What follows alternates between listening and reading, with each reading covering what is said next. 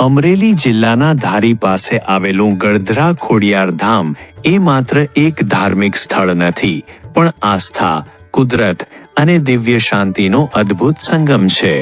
ઊંડા કોતરો અને ડુંગરાળ વિસ્તાર વચ્ચે વિરાજેલા આ પવિત્ર ધામમાં માં ખોડિયાર પોતાની 7 બહેનો સાથે બિરાજમાન છે.